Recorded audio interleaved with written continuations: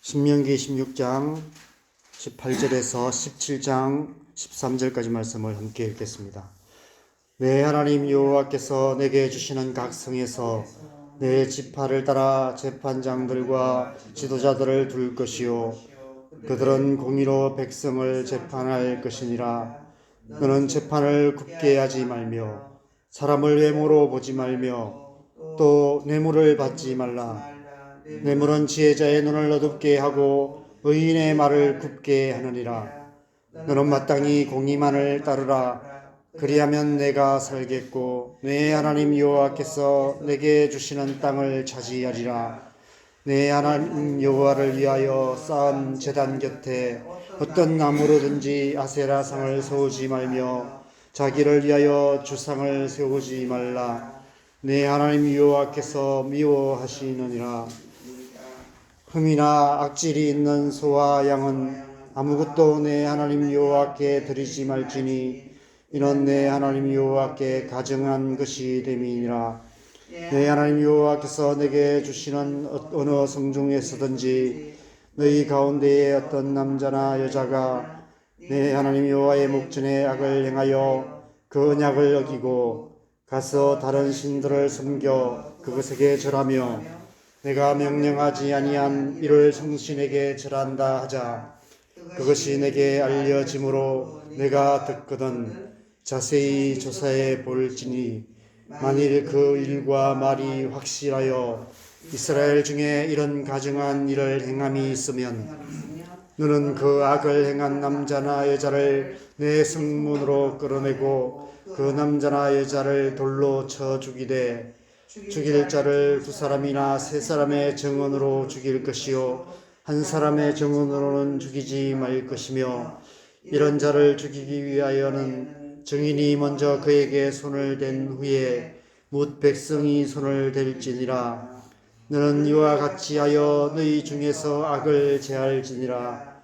내 성중에서 서로 피를 흘렸거나 다투었거나 구타하였거나 서로 간에 고소하여 내가 판결하기 어려운 일이 생기거든 너는 일어나 내 하나님 여호와께서 택하실 곳으로 올라가서 레위 사람 제사장과 당시 재판장에게 나아가서 물으라. 그리하면 그들이 어떻게 판결할지를 내게 가르치리니 여호와께서 택하신 곳에서 그들이 내게 보이는 판결의 뜻대로 네가 행하되 그들이 내게 가르치는 대로 삼가 행할 것이니 곧 그들이 내게 가르치는 율법의 뜻대로 그들이 내게 말하는 판결대로 행할 것이요 그들이 내게 보이는 판결을 어겨 좌로나 우로나 치우치지 말 것이니라. 사람이 만일 무법하게 행하고 내 하나님 여호와 앞에 서서 숨기는 제사장이나 재판장에게 듣지 아니하거든 그 사람을 죽여 이스라엘 중에서 악을 제하여 버리라. 그리하면 온 백성이 듣고 두려워하여 다시는 무법하게 행하지 아니하리라. 아멘. 신앙생활은 오직 하나님의 은혜로 살아가는 삶을 말합니다. 하나님의 은혜가 없이는 인간적인 노력으로는 종교생활은 할 수 있지만 신앙생활은 할 수 없습니다. 하나님의 백성으로서 하나님의 백성답게 살기 위해서는 하나님의 은혜가 필요합니다. 그래서 모든 것이 은혜라고 우리가 찬양하는 것입니다. 지나온 모든 삶이 은혜이고 우리가 살아가는 하루하루가 은혜입니다. 앞으로도 우리는 영원히 하나님의 은혜 안에 거하게 될 것입니다. 하나님의 나라가 그런 곳입니다. 지금까지 신앙생활을 하면서 하나님의 은혜에 대해서 깨닫게 된 중요한 사실이 하나 있습니다. 하나님의 은혜는 참 받기 쉽다는 것입니다. 그것이 쉬운 이유는 하나님께서 은혜의 하나님이시기 때문에 그렇습니다. 하나님은 우리에게 은혜가 필요함을 아실 뿐 아니라 은혜를 주시기를 기뻐하시는 분이십니다. 그래서 누구든지 언제든지 어디서든지 하나님의 은혜를 받을 수 있습니다. 그 은혜를 사모하며 그 은혜를 구하며 하나님 앞에 나아가는 자에게 하나님께서는 거절하지 아니하시고 은혜를 주십니다. 그런데 문제가 하나 있습니다. 어떤 문제일까요? 은혜를 지키기가 힘들다는 것입니다. 받은 은혜를 지키는 것이 쉽지 않다는 것입니다. 왜 어려울까요? 가장 큰 이유는 그 은혜를 훔쳐가는 영적인 도적이 있기 때문입니다. 우리가 하나님께 받은 은혜를 도적질하고 죽이고 멸망시키려는 어둠의 권세들이 있기 때문입니다. 여러분, 우리 집에 아무것도 훔쳐갈 만한 것이 없다면 도둑 맞을 염려도 없습니다. 도둑도 그런 집은 귀신같이 알아서 안 들어갑니다. 왕초보 좀도둑이나 들어갔다가 허탕치고 재수없다고 욕만 하고 갈 것입니다. 우리가 하나님의 은혜를 받으면 받을수록 사단은 귀신같이 합니다. 그래서 반드시 쪼무레기 도둑들을 보냅니다. 은혜 받고 나면 오히려 더 어려워지는 이유가 바로 그 때문입니다. 이 사실을 잘 몰랐을 때는 도대체 저 자신이 이해가 안 되었습니다.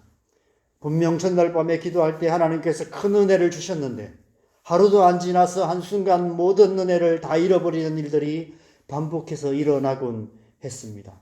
수련회 가서 하나님 주신 은혜를 받을 때는 이제는 좀 내가 변화되어서 이 산을 내려가고 가서는 좀 잘 살 것 같았는데 내려가서 하루도 안 지나서 원래 모습으로 되돌아가 버리는 제 모습을 보면서 좌절하고 절망하기도 많이 했던 것 같습니다. 그것이 영적인 전쟁이라는 사실을 깨닫는 데는 오랜 시간이 걸렸던 것 같습니다.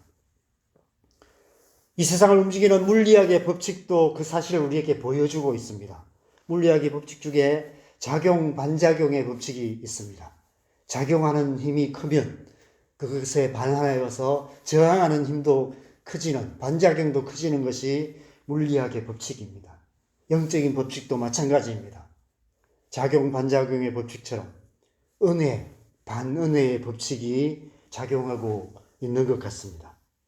그래서 은혜를 받고 나면 그 은혜를 지키기 위해서 더 치열한 싸움을 해야만 합니다. 은혜 많이 받는 것도 중요하지만 이미 받은 은혜를 잘 지키는 것이 더 중요한 것입니다.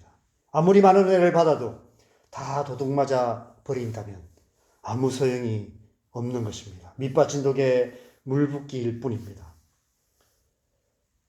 우리의 신앙생활이 은혜로 충만하지 못한 이유가 그 때문입니다. 하나님께서 은혜를 안 주셔서가 아니라 우리가 받은 은혜를 잘 지키지 못하기 때문입니다. 예배 시간에 열심히 찬양하고 기도하고 말씀 듣고 은혜 충만히 받아도 예배당 문을 나서는 순간 받은 은혜가 안개처럼 사라지고 맙니다. 그래서 또 한 주간을 근근히 내 힘으로 어떻게든 잘 살아보려고 애쓰다가 실패하며 그렇게 살아갑니다. 그런 경험들이 반복되다 보면 은혜를 사모하는 마음조차 잃어버리게 됩니다. 은혜 받아봐야 아무런 변화도 없다는 생각에 은혜를 사모하는 마음이 점점 더 약해집니다.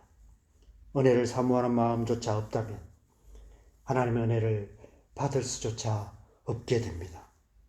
은혜 없는 신앙생활은 결국 종교생활이 되고 맙니다. 오늘날 교회 안에 그렇게 종교생활만 하는 분들이 얼마나 많습니까? 그래서 우리는 치열하게 싸워야 합니다. 먼저는 하나님의 은혜를 사모하는 마음을 잃지 않기 위해서 치열하게 그 마음을 지키기 위해서 싸워야 하고 한 걸음 나아가 하나님께서 주시는 은혜, 이미 받은 은혜를 잃어버리지 않고 빼앗기지 않고 잘 지키기 위해서 치열한 영적 전쟁을 해야 합니다. 그래서 우리에게는 교회 공동체가 필요합니다. 영적 전쟁은 혼자 싸우는 것이 아니기 때문입니다. 전쟁이란 나라와 나라의 싸움이 전쟁입니다. 하나님의 나라와 사단의 왕국의 싸움입니다. 혼자서 사단의 권세와 1대1로 맞짱 떠서는 결코 이길 수 없습니다. 함께 싸워야 합니다. 함께 기도하고 함께 삶을 나누고 함께 은혜를 나누고 그래서 함께 또 그 은혜를 지켜가는 그런 싸움을 싸워야 합니다. 교회 공동체가 함께 하나님의 은혜로 충만케 되어야 할 뿐 아니라 함께 그 은혜를 지키기 위해서 치열하게 영적 전쟁해야 합니다. 서로 중보 기도 제목 나누어서 서로를 위해서 중보 기도하고 그렇게 또 함께 때로는 실패했던 연약한 자신의 모습도 나누고 그렇게 함께 싸워가게 될 때 우리는 그 은혜를 잘 지켜가며 영적 전쟁에서 승리하게 될 줄 믿습니다. 어제 말씀에서 하나님께서 세 가지 절기를 지키라 명하신 이유는 개인적으로만 아니라 공동체 전체가 하나님의 은혜로 충만하게 되어야만 하나님의 백성다운 삶을 살아갈 수 있고 그 땅 가운데 하나님 나라를 이루어갈 수 있기 때문입니다. 그리고 이제부터는 그 은혜를 지키는 치열한 싸움을 해야 할 것을 말씀하십니다. 그래서 오늘 본문은 지도자들을 세우고 공의로운 법을 잘 집행할 것을 말씀하고 계십니다. 16장 18절 말씀을 보면 내 하나님 여호와께서 내게 주시는 각성에서 내 지파를 따라 재판장들과 지도자들을 둘 것이요 그들은 공의로 백성을 재판할 것이니라 말씀하고 있습니다. 각성에 각 지파별로 재판장들과 지도자들을 세우라라고 말씀하고 있습니다. 그리고 이 하나님의 법을 따라서 공의로 백성을 재판하라라고 말씀하고 있습니다. 여러분, 양들에게 목자가 필요하고 울타리가 필요한 이유가 무엇입니까? 1차적으로는 양들이 목장을 벗어나지 못하도록 위험한 곳으로 가지 못하도록 막기 위해서입니다. 2차적으로는 양떼들을 공격하는 이리떼들로부터 양들을 안전하게 지키기 위해서입니다. 하나님의 백성들에게 지도자가 필요하고 공의로운 법 집행이 필요한 이유도 그 때문입니다. 이스라엘 백성들이 하나님을 떠나 다른 신들을 섬기지 못하게 할 뿐 아니라 가나안 땅의 악한 영적인 영향력이 이스라엘 백성들 안에 침투하여 들어오지 못하도록 양무리의 목자를 세우고 울타리를 쳐야 하는 것입니다. 그런데 오늘 본문을 보면 법정 최고형인 사형에 해당하는 두 가지 큰 죄에 대해서 말씀하고 계십니다. 먼저는 10계명 중에 첫 번째 두 계명을 어기고 하나님의 다른 우상을 세운 자들, 이를 성신에게 절하는 가증한 일을 행하는 자들은 돌로 쳐 죽이라 라고 명하고 있습니다. 7절 하반절의 마지막에 이와 같이 하여 너희 중에 악을 제할지니라 라고 말씀하십니다. 또한 17장 12절 13절에서 이렇게 말씀하십니다. 우리 17장 12절 13절 말씀 다시 한번 같이 읽겠습니다. 사람이 만일 무법하게 행하고 내 하나님 여호와 앞에 서서 섬기는 제사장이나 재판장에게 듣지 아니하거든 그 사람을 죽여 이스라엘 중에서 악을 제하여 버리라. 그리하면 온 백성이 듣고 두려워하여 다시는 무법하게 행하지 아니하리라. 하나님께서 미워하시는 두 가지 죄가 있습니다. 첫 번째 죄는 하나님 외에 다른 우상을 섬기는 우상 숭배의 죄입니다. 그리고 또 한 가지 죄는 하나님께서 세우신 권위를 거역하는 죄입니다. 그래서 이 두 가지 죄에 대해서 법정 최고형을 구형하게 하시는 것입니다. 오늘날 우리 인간적인 생각으로는 좀 가혹하다라고 생각할 수 있을 것 같습니다. 왜 이렇게까지 가혹하게 하게 하실까요?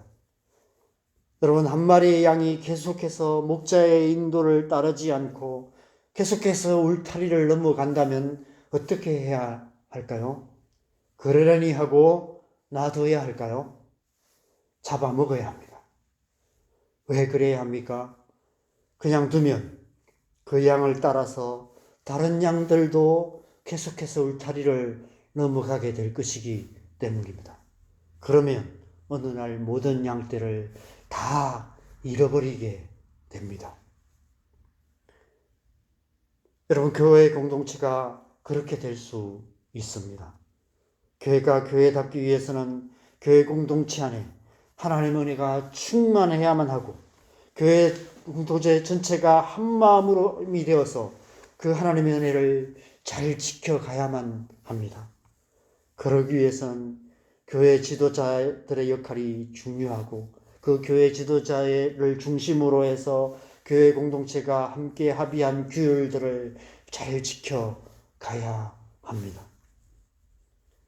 만약 교회 안에 하나님의 은혜를 가로막는 악을 행하는 자가 있다면 어떻게 해야 할까요? 교회를 이끌어가는 지도자의 권위를 인정하지 않고 거역하는 자들이 있다면 어떻게 해야 할까요? 때론 교회 공동체가 한마음이 되어서 단호하게 대처해야 할 문제가 있습니다. 인간적인 생각으로 그 문제를 그냥 놔두면 결국 교회 공동체 전체를 어지럽게 만듭니다. 실제로 교회 역사 속에 그런 일들이 수없이 많이 일어났었고 지금도 계속해서 일어나고 있습니다.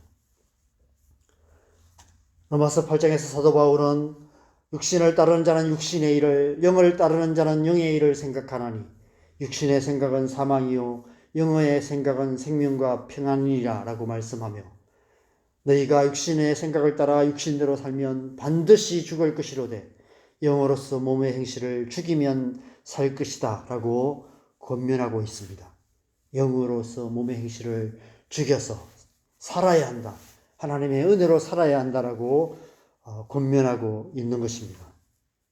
개인의 신앙에서든지 교회 공동체 차원에서든지 육신의 생각을 따르는 일들을 제하지 않으면, 철저하게 제하지 않으면 결코 하나님의 은혜를 지킬 수 없고 하나님의 은혜 안에 살아갈 수 없습니다. 하나님께서 아무리 많은 은혜를 쏟아부어 주셔도 밑빠진 독에 물 붓는 격이 되고 맙니다. 오늘날 교회 안에 하나님의 은혜가 충만하지 못하는 이유가 바로 이 때문입니다. 하나님께서 은혜를 안 주셔서가 아니라 하나님의 은혜를 지켜가지 못하기 때문입니다. 밑빠진 독에 물 붓는 그런 교회가 되어 있는 것입니다. 영으로서 몸의 행실을 죽여야만 우리는 하나님의 은혜 안에 살아갈 수 있습니다. 우리의 개인의 신앙생활도 마찬가지입니다. 하나님께서 은혜를 주시지만 계속해서 은혜를 주시지만 그 은혜를 지켜가지 못하기 때문에 끊임없이 우리가 하나님의 은혜가 없이 우리 힘으로 어떻게든 살아보려고 애쓰다가 실패하는 삶을 반복하고 있는 것입니다. 육신의 생각을 따르는 모든 악을 제하여 버려야만 우리는 하나님의 은혜 안에 살아갈 수 있고 교회 공동체가 은혜 충만한 공동체가 될 수 있습니다. 그래야만 우리의 삶을 통해 교회를 통해 이 땅에 하나님 나라를 이루어갈 수 있는 것입니다. 마지막 13절에 그리하여 온 백성이 듣고 두려워하여 다시는 무법하게 행하지 아니하리라. 그래야만 하나님의 은혜 안에 거하며 하나님의 백성다운 삶을 살아갈 수 있다라고 말씀하고 있습니다. 제가 여러분이 은혜 충만한 하나님의 백성이 되었으면 좋겠습니다. 우리 교회 공동체가 은혜에 충만한 교회 되었으면 좋겠습니다. 하나님 주신 은혜를 잘 지켜감으로 우리의 삶을 통해 우리의 가정 가운데 우리가 살아가는 이 땅 가운데 온 땅과 일방에 하나님의 나라를 이루어가는 저와 여러분 되고 우리 교회 되기를 주님의 이름으로 간절히 축원합니다. 우리 함께 기도하겠습니다. 여러분, 하나님은 은혜의 하나님이십니다. 하나님은 은혜 주시기를 기뻐하시는 분이십니다. 그리고 그래서 우리가 이 새벽에 이렇게 주님 앞에 나오는 것입니다.